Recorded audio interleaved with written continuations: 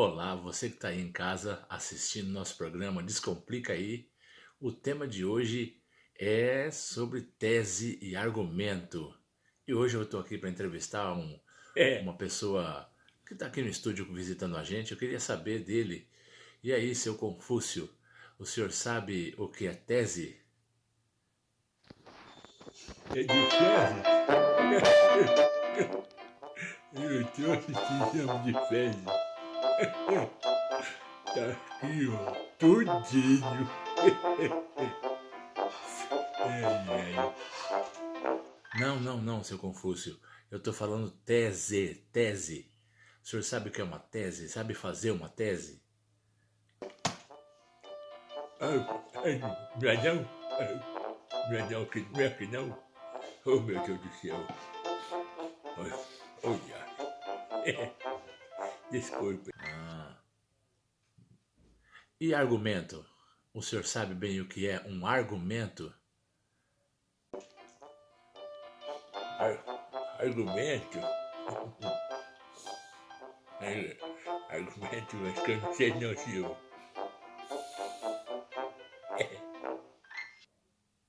Muito bem. E você em casa? Sabe me dizer certinho o que é tese e argumento? Vamos aprender junto? Salta a vinheta.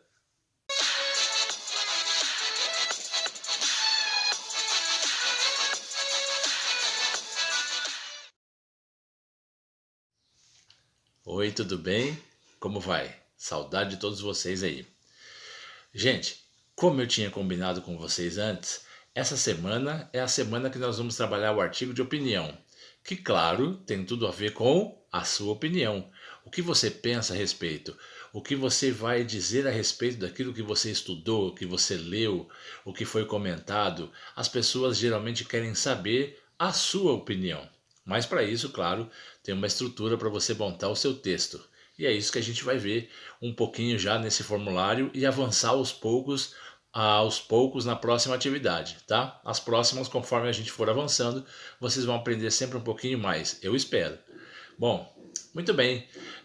Impreterivelmente é importante que vocês anotem todas as questões, coloquem tudo no caderno de vocês, todas as informações que aparecerem nos vídeos, assistam os vídeos com bastante cuidado, assistam os vídeos com bastante atenção, leia os textos com bastante cuidado, façam suas anotações, porque todas elas vão ser importantes na hora de você desenvolver o seu próprio texto e responder as questões. Tudo bem?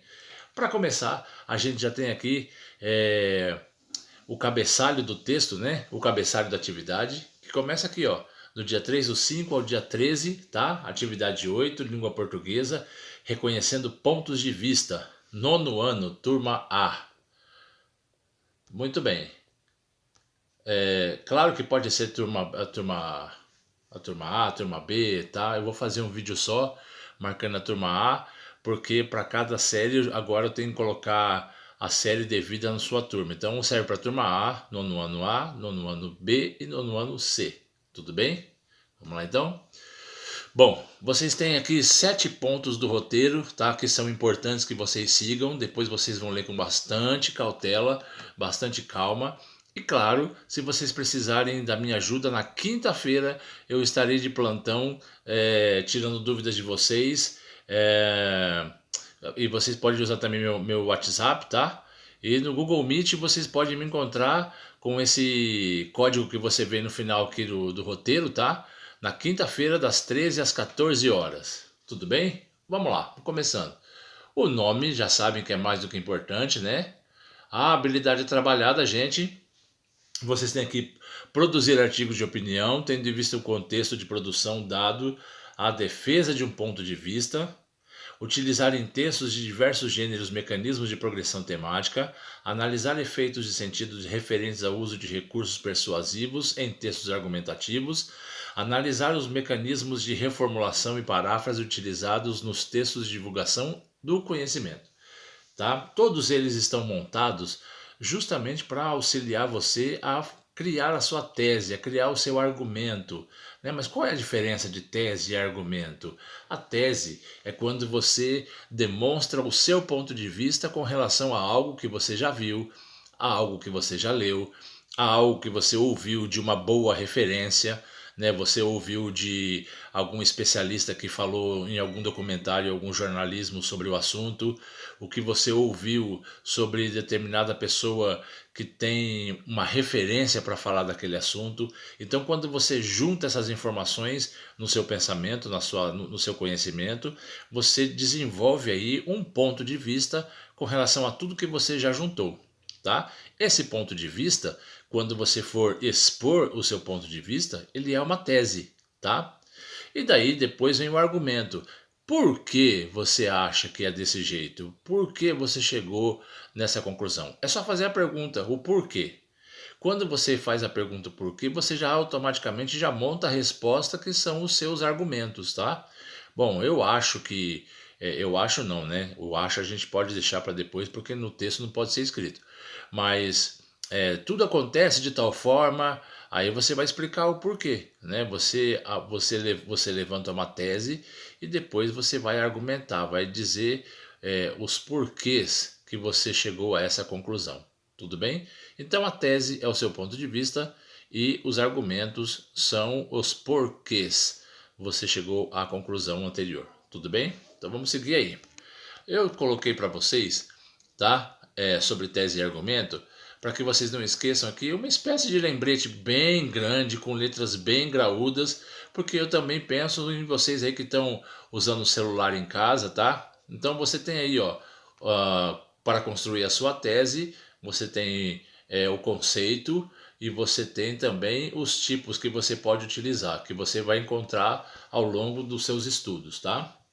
E na sequência você tem também as competências, né? Para quê? Para seleção de argumentos, a generalização, para você ter cuidado, para não generalizar, tá? Como você vai selecionar os seus argumentos, como você vai fazer as suas afirmações, cuidados que você deve tomar ao montar os seus argumentos, tá? E assim por diante.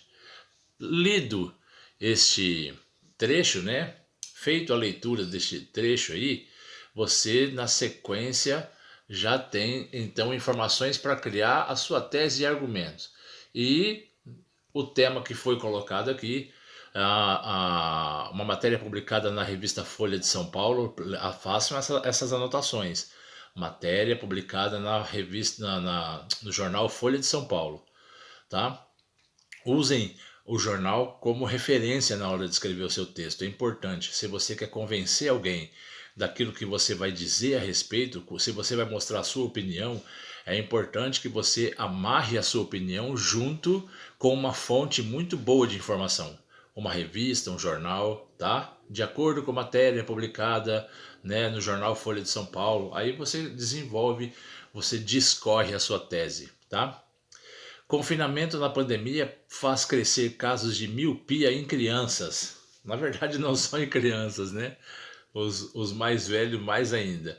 Mas nas crianças já também, tá? Então vamos analisar aí. Aí você tem essa matéria que foi publicada. Você vai ler com cautela, fazer as anotações, tá? Onde foi colocado. Lembra os elementos da narrativa? Onde, quando, como, né? O lugar que aconteceu. Lembram de tudo isso aí. Lembram dos elementos da narrativa e façam as anotações. Tudo bem? Aí a gente continua, tá? Na mesma matéria do jornal, tá? Ele vem com um infográfico. O que é um infográfico? É aquilo que eu sempre tenho trabalhado com vocês. É um conjunto de informações e imagens ao mesmo tempo, né? Fotos ou desenhos que possa te ajudar a pensar melhor, a refletir melhor. Eu particularmente gosto muito de misturar informação com desenho. Quando a gente cria um certo bloqueio, uma certa dificuldade para compreender, desenha, que é melhor, né? Quando as pessoas ainda falam brincando assim, quer que eu desenhe? Eu particularmente falo, quero, né? Porque para mim é muito importante que você consiga visualizar aquilo que está sendo mostrado, né? Então vamos lá, ó. Como o confinamento causa miopia nas crianças, o que é miopia? Aí vem o conceito através de um desenho, né?